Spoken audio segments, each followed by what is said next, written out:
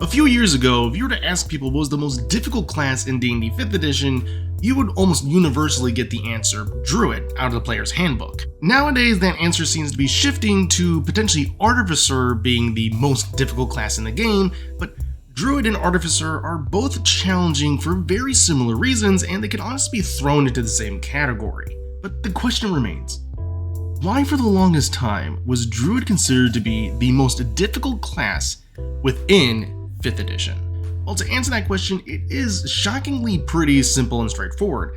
Basically, you just have to compare it to all the other classes and what every other class requires of the player. Something like Fighter is generally seen as one of the easiest classes and very new player friendly because you have very little things to keep track of. Something like Sorcerer can be seen as a little bit more challenging due to something like meta magic. So it's one of those things of you have to look at what the class provides and then how much you have to generally keep track of in order for the class to function properly. And even now, I can already hear the clickety-clack of the comments being typed.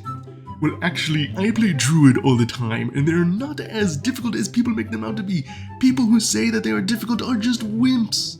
Okay, well, calm down there. Just because a class is easy for you to understand doesn't mean it's easy for everyone else to understand. If anything, this is more just a general consensus of what people agreed upon was the most difficult class due to, as I said, the amount of things you had to keep track of. Druids are full casters, which means you're going to have spells going up to 9th level, but unlike some casters like Sorcerer and Bard, you have access to your entire spell list right out of the gate. Which means after every long rest, you can prep a new spell list. So already there's a new level of difficulty there in comparison to something like Bard and Sorcerer, where the spell lists are pretty much set. And if it wasn't for the spell list, there's also the added element that Druids actually have some pretty big limitations in terms of things that they can wear and even wield in combat.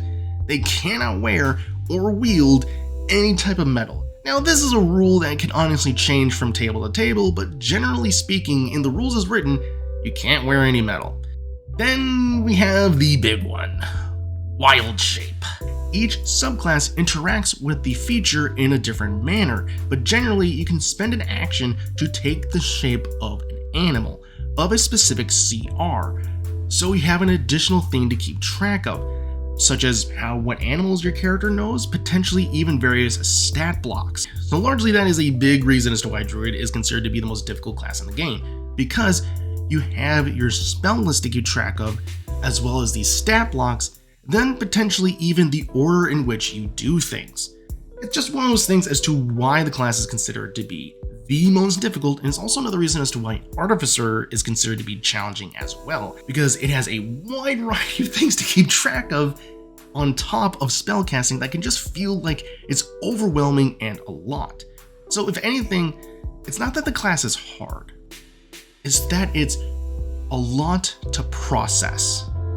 And because of that, it can feel overwhelming and challenging.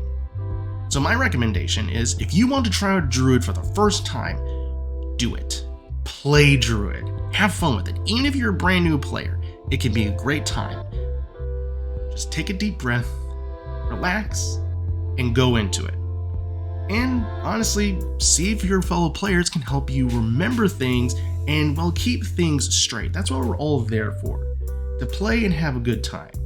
Of course, learn your abilities, but also be open to asking for help. So yeah, I guess that's largely why Druids are considered to be hard, even though when you get down to them and you get into a pattern just like with every class, they can be a lot of fun to play. So, if you're intimidated by one, but you want to try it, do it. Give it a shot. See what happens, create a cheat sheet, who knows. And with that, everyone, thank you so much for watching. And as always, keep being awesome, keep rolling those dice. Cheers.